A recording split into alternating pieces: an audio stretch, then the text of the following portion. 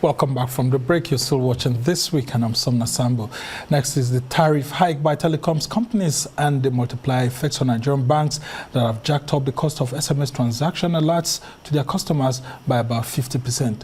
Now, Fidelity Bank, in a message sent to its customers, said the adjustment is necessary to ensure it continues delivering secure, timely, and reliable transaction notifications to customers. At the receiving end are customers and stakeholders who have expressed concerns over commercial banks' SMS transaction alert charge increment. Apart from the bank, many other banks have also forwarded a similar announcement of the increment via messages sent to their customers. Now, the increase in bank SMS charges took effect on the 1st of May. Well, to help us understand the economic and financial implications of the tariff and SMS hikes, we have with us in the studio a seasoned economic expert, Dr. Ogunsola, who is right here in the Abuja studio with us. Thank you so much, Dr. Thank you very much. It's a pleasure to be here. And in the Lagos studio, I'm being joined by development and financial economist, Olojede. Thank you so much for joining us. And let's start with you, Dr. Ogunsola. Nice to be here. Yes. So, what exactly does this mean for Nigerians who are banking and are having, some of these charges imposed on them every now and then? In the face of the economic inclusion that we have been saying over the years, that we want to have more people who own bank accounts, and then we're having these bank charges here and there. I mean, isn't it going to discourage people from banking? All right, thank you very much for having me once again.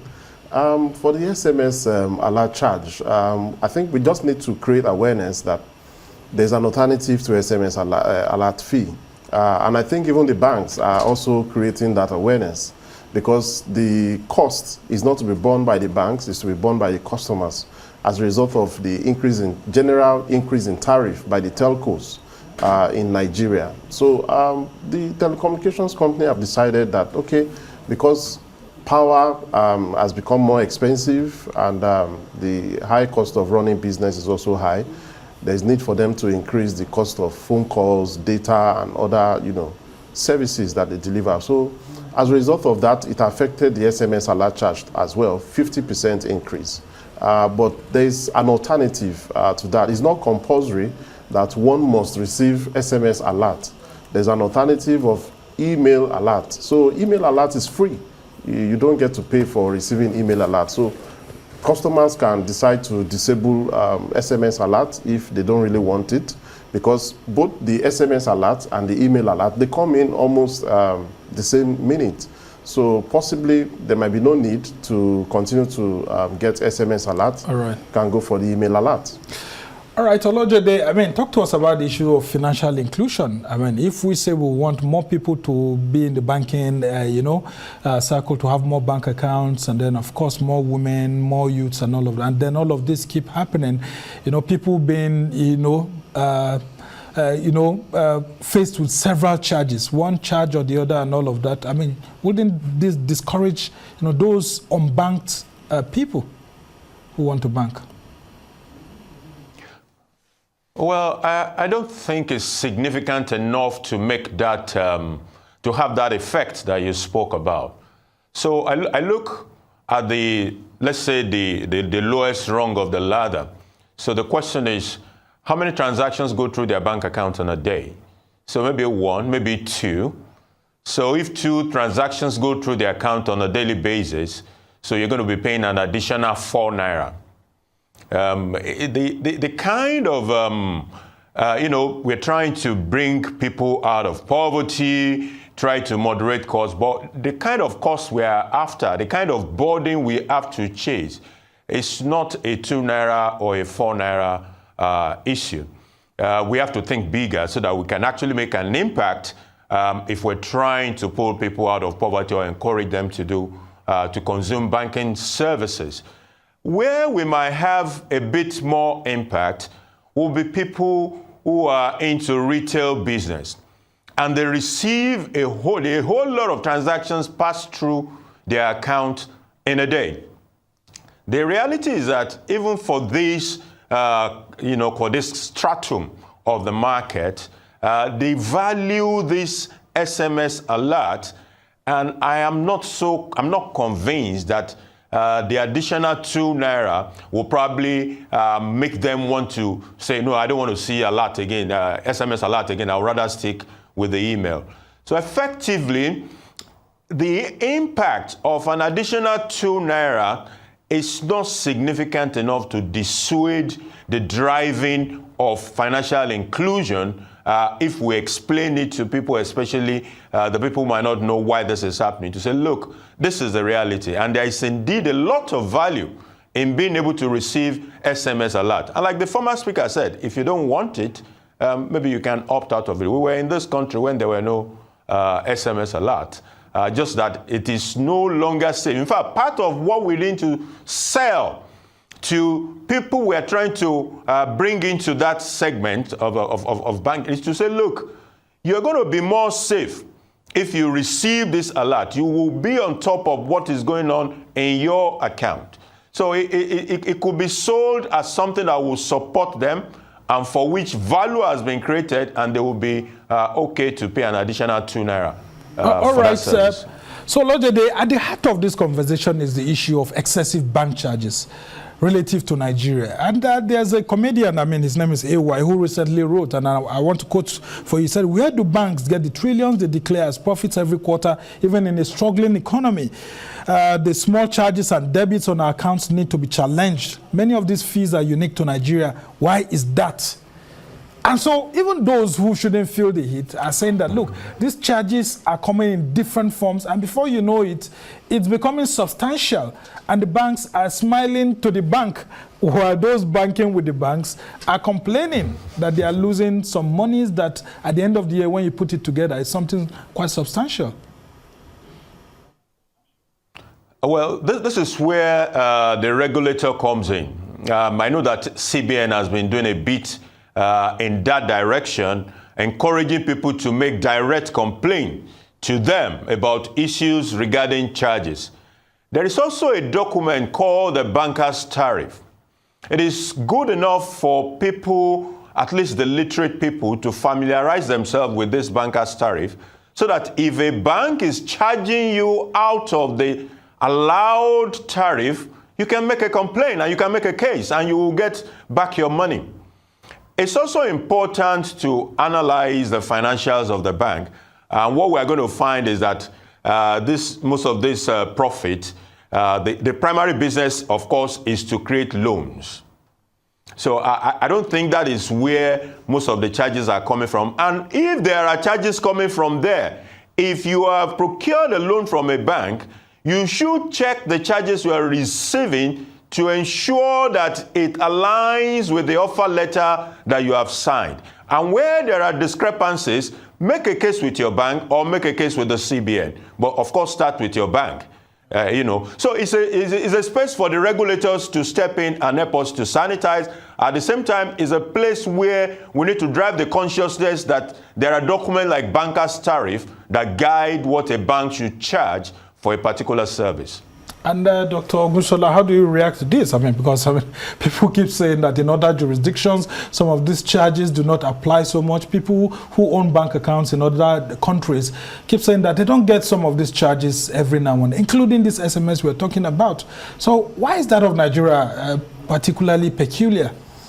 Well, I think it's something of concern. I also happen to be an expert on excess bank charges reconciliation and recovery for some of my clients, and we've discovered that there are some tricks, in these bank charges, particularly talking about there is commission on turnover for every transaction, that is 50 naira, and then VAT inclusive for transactions more than I think more than 10,000 naira, more than 20,000 naira or so.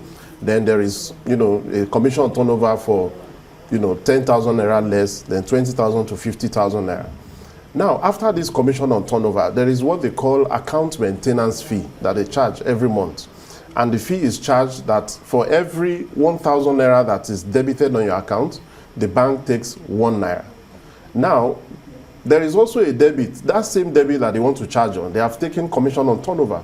So it's not like a double charges, on that customer. For example, if you do a transaction of 10,000 naira in a month, and they will charge you COT of, let's say, I think it's about 20-something naira plus the VAT.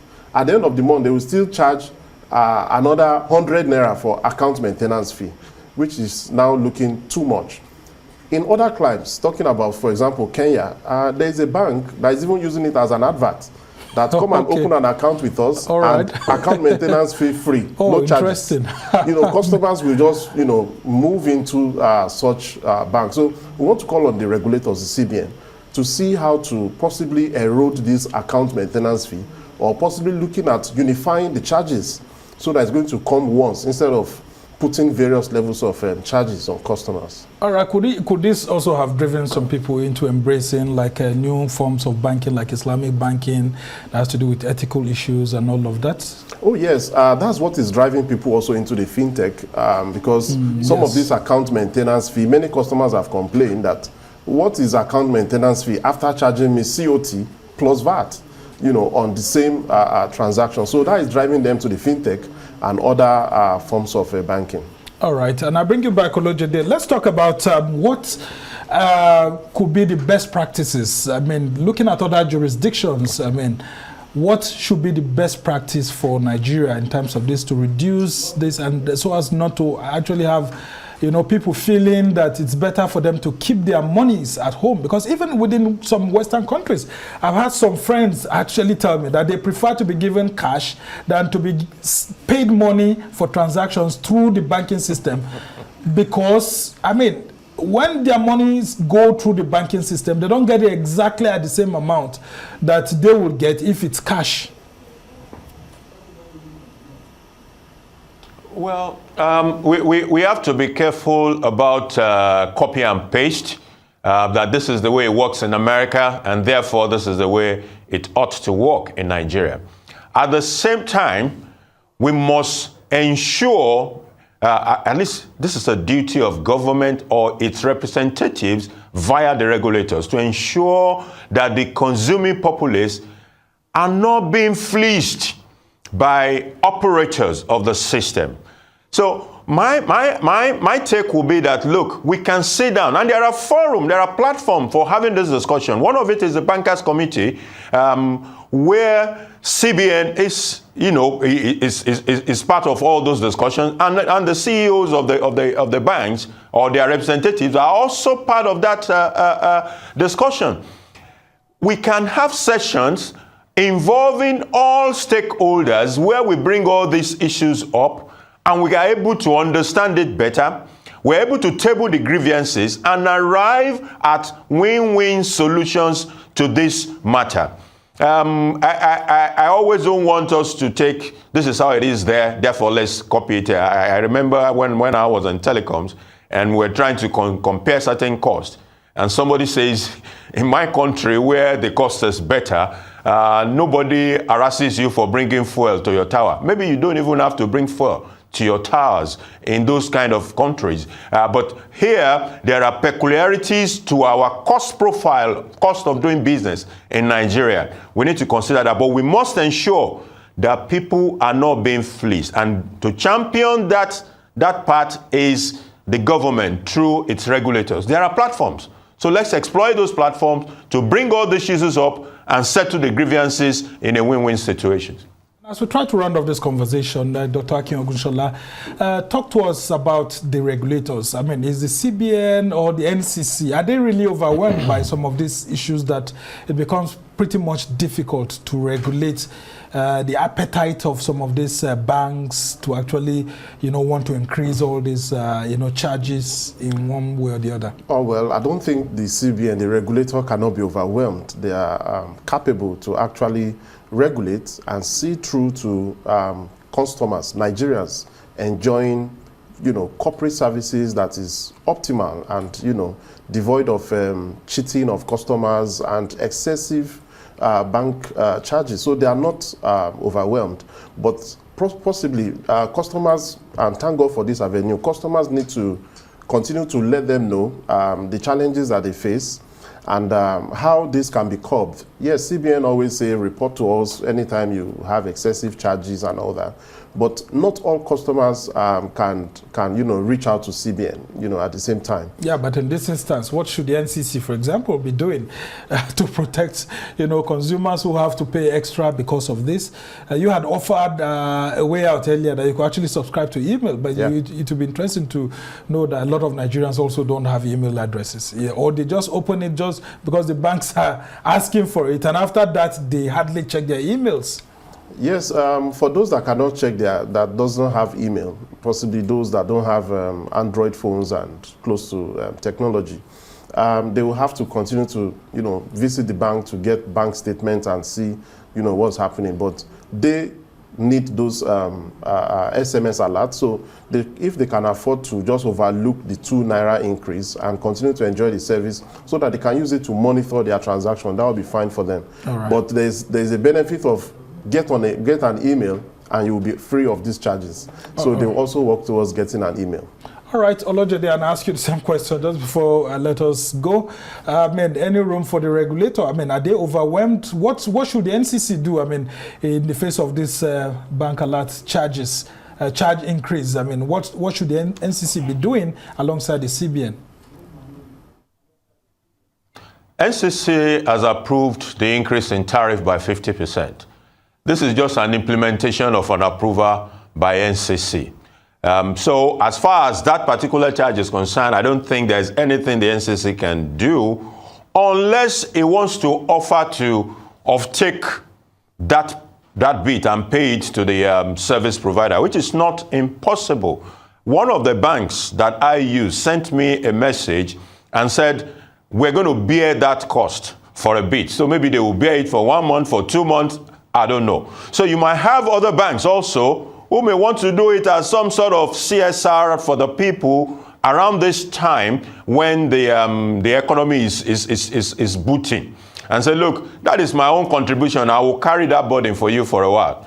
Government, as part of its own direct intervention, might also want to do it. I doubt, though, because we are gradually, doing away with issues of subsidies. So the bottom line is somebody has to pay it. It is either the telecoms companies are willing to absorb it. NCC, the regulator, might say, I have this huge wallet, I want to absorb it. But the easiest path is that the customers will have to bear it. In this particular case, NCC has done its bit by approving. All right, we must thank you so much, Gbolahan Olojede, for this fantastic submission here. And that's actually a very good place to leave it. And we must thank you so much, Dr. Akin Ogunsola. Both of you are economists, and you've helped us to understand the issues related to this bank alert charges and other charges. And we just hope that the system continues to get better for everyone. And of course, financial inclusion is the ultimate goal for Nigeria, to have more people banking. And of course, we must thank you for your immense wealth of knowledge. That's the much we can take on this edition of This Week from myself and the entire team here in Abuja. Thank you so much for staying with us.